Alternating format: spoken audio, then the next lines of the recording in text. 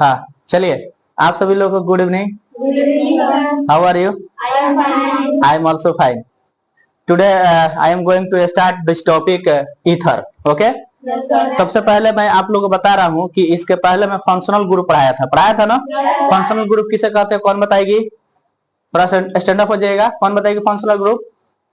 चलो stand up. Anushka, functional group किसे कहते हैं?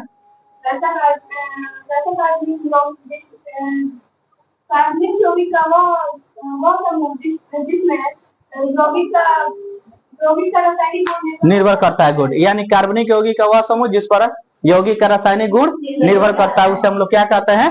फंक्शनल ग्रुप कहते हैं, गुण यानी क्रियाशील समूह कहते हैं। उसी का देखिए हम लोग को जो टाइप्स होता है कुछ उसका फंक्शनल ग्रुप होता है।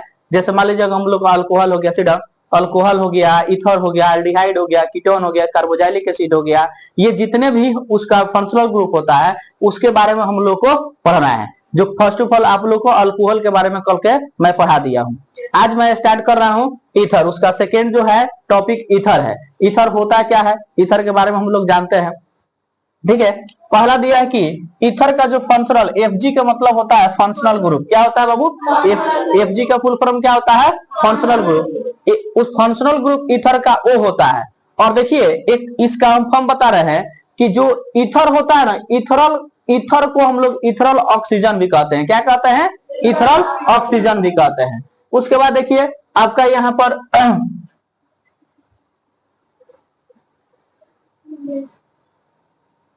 तो अब देखिए यहाँ जो हम लोग पढ़े थे ईथर के बारे में, तो फंक्शनल ग्रुप यानी ईथर का जो फंक्शनल ग्रुप होता है वो हम लोग क्या होता है? ओ होता है, single bond O, single bond होता है। इसमें जो हम लोग को ओ जो है उसको हम लोग इथरल ऑक्सीजन भी कहते हैं। क्या कहते हैं? इथरल ऑक्सीजन भी कहते हैं। उसके बाद देखिए इसका GSTF मतलब होता है जनरल स्ट्रक्चर फॉर्मूला। क्या होता है? General structure formula. General structure formula मतलब होता है R single bond O single bond R dash. देखिए आर या आर डैश क्या होता है ना कि आर जो व्यक्त कर रहा है वो एल, जो हम लोग जो उसमें अलग से जो सब्स्टिट्यूएंट जोड़ेंगे ना वो सेम जोड़ेंगे। और आर डैश जो होता है, आर डैश का मतलब होता है एराइल ग्रुप। एराइल को हम लोग अलग से उसको जोड़ेंगे। जैसे मान लीजिए कहीं मिथाइल हो गया तो कहीं इथाइल हो गया, यानी उसमें जो जोड़ेंगे वो अलग अलग सब्स्टिट्यूएंट हम लोग जोड़ेंगे। समझ में आ रहा ना?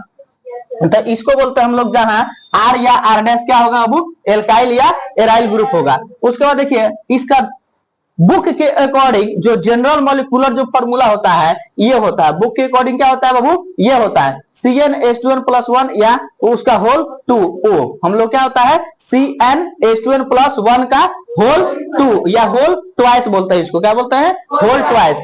और उसके बाद क्या हो जाएगा? O हो जाएगा। अब देखिए इसको अकॉर्डिंग जैसे हम लोग जब क्लास में पढ़ते थे तो हम लोग को जो सर पढ़ाए हैं उसका फॉर्मूला होता है CnH2n+2 का हम लोग क्या दिया? O। क्या दिया है? O। तो ये हम लोग का हो गया ईथर का फॉर्मूला हो गया, यानी ईथर का जनरल मॉलिक्यूलर फॉर्मूला हो गया। यानी इसको हम लोग बोलते हैं GMF। क्या बोलते हैं हम लोग? GMF। अब देखिए आपसे कोई पूछेंगे कि ईथर किसे कहते हैं, तो बोलिएगा वैसा ऑर्गेनिक कंपाउंड। ऑर्गेनिक कंपाउंड को हिंदी में क्या बोलते हैं हम लोग? क्या बोलते हैं ऑर्गेनिक कंपाउंड को?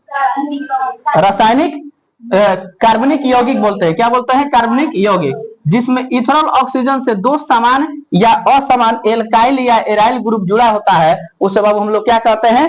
ईथर कहते हैं। क्या कहते हैं? ईथर कहते हैं। यानी आपको समझ में आया ईथर का डिफिनीशन? तो आपको ईथर का डिफिनीशन कोई भी पूछेंगे तो बताना है वैसा ऑर्गेनिक कंपाउंड यानी वैसा कार्बनिक यौगिक जिसमें इथेनॉल ऑक्सीजन से दो समान या असमान, देखिए बात क्या कर रहा है? दो समान या असमान कह रहा है कि देखिए एल्काइल या एराइल ग्रुप जुड़ा हो तो उसे हम लोग क्या कहते हैं? ईथर कहते हैं। अब देखिए आप लोग को जब हम लोग एल्काइल जो पढ़ा रहे थे, एल्केन के बाद एक एल्काइल पढ़ाए थे ना, तो आपको मैं बताया था कि अगर CH3 स्टार लगाकर एक यहाँ हाइफन निकाला है तो समझिए कि इसका नाम क्या है? एल्काइल है। एल्काइल में इसका नाम क्या होगा? मिथाइल है। क्या होगा बाबू? मिथाइल है। बताया था ना आप लोग को, इसको पहले बताया था ना।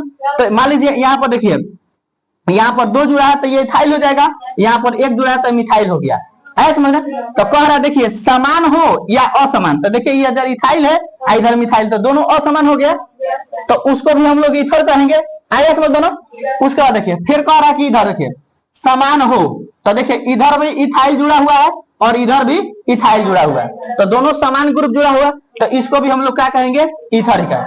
यानी आप समझ गए कि ईथर में हमेशा क्या होता है, समान या समान अल्काइल या एराइल ग्रुप जुड़ा होता है। एक पॉइंट आपको मैं बता रहा हूं, आप थोड़ा सा ध्यान दीजिएगा। कहता है कि एक नोट आपको यहां बता रहा है,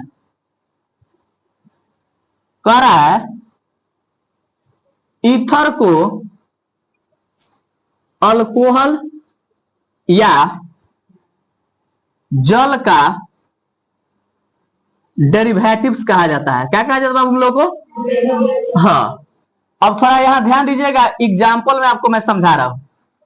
कह रहा है कि ईथर को अल्कोहल या जल का डेरिवेटिव्स कहा जाता है, या जल या अल्कोहल का डेरिवेटिव्स कहा जाता है। तो एग्जाम्पल में आप समझिए कैसे कह रहा है। मान लीजिए बाबू, ये हम लोग को सपोज दैट, मान लीजिए ये R सिंगल बॉन्ड OH है, R सिंगल बॉन्ड OH है, तो इस H को हम लोग एक सिंगल बॉन्ड लगाकर H लगा देते हैं। आगे अब इसको सिंगल बॉन्ड OH लिखिए या सिंगल बॉन्ड OH लिख दीजिए, सिंगल बॉन्ड O या सिंगल बॉन्ड H या सिंगल बॉन्ड OH, इस दोनों का नाम आपको पता है कि क्या है? क्या है बोलो? अल्कोहल है। अल्कोहल है ना? इस दोनों का नाम क्या है? अल्कोहल। इस बात को क्लियर है? तो अब कह रहा है कि बताइए कि अल्कोहल को, अल्कोहल या जल को ईथर, जल को डेरिवेटिव्स क्यों कहा जाता है? ऐसा समझ ना? तो इसमें से कह रहा है कि देखिए बताते हैं कैसे ईथर को और अल्कोहल को और जल को ईथर का डेरिवेटिव्स क्यों कहा जाता है।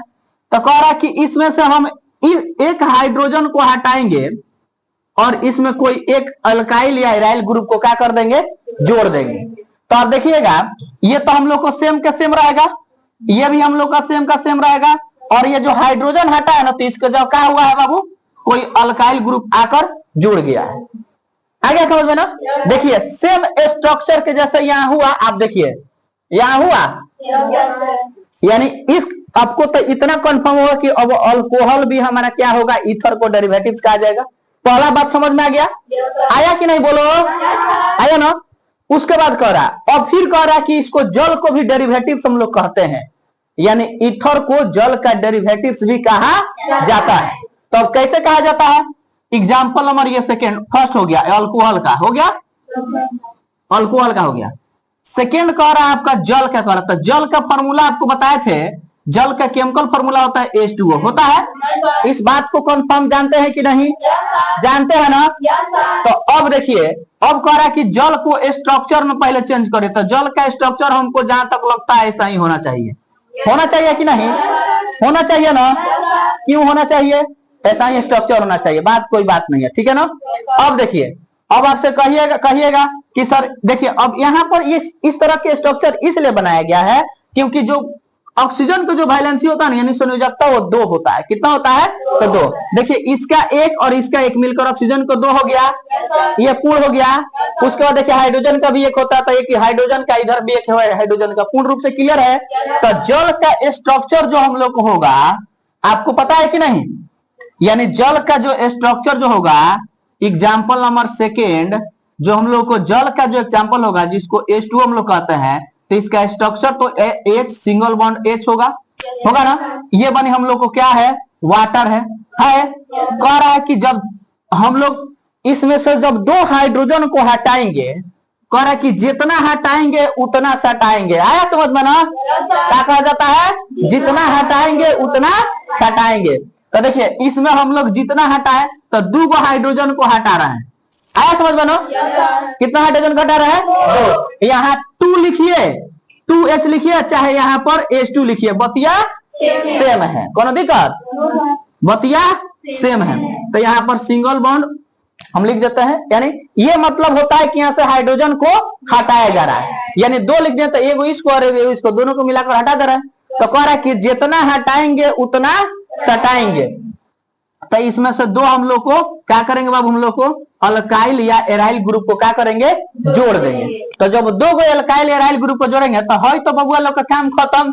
अब हई दू गो बचल है तो आर ओ और आर आया समझ में कि नहीं आया किसी को कोई दिक्कत तो अब देखिए हेकर मुहुआ बराबर है ना मन करेगा तो इधर लगा दो डैश एगो बिंदु सटा दो कोनो दिक्कत आया कि ना समझ में मन करे तो ठीक है ना मन करे तो छोड़ देंगे बतिया हम लोग को वही पता है कि एगो के एल्काइल कहेंगे तो एगो के एराइल कहेंगे एल्काइल या एराइल आया समझ में ना कोनो दिक्कत नहीं ना है तो अब आपको इस बात को कंफर्म हो गया है कि ईथर हमारा क्या होगा अल्कोहल और जल का डेरिवेटिव होता है किसी को कोई दिक्कत आगे समझ में ना देखो दोनों का मुहुआ सेम है ना कोई दिक्कत तो इसीलिए हम लोग कहते हैं कि इसको भी कहेंगे ईथर और इसको भी कहेंगे ईथर कोनो दिक्कत आया कि ना समझ में किसी को कोई दिक्कत ओके चलिए अब हम लोग इतना तक तो पढ़ लिए ईथर क्या होता है और हम लोग अल्कोहल और जल को हम लोग डेरिवेटिव्स ईथर को कहते हैं पता है कि नहीं तो अब हम लोग पढ़ना है टाइप्स ऑफ ईथर क्या पढ़ना है हम लोग को टाइप्स ऑफ ईथर देखिए ईथर का दो टाइप्स होता है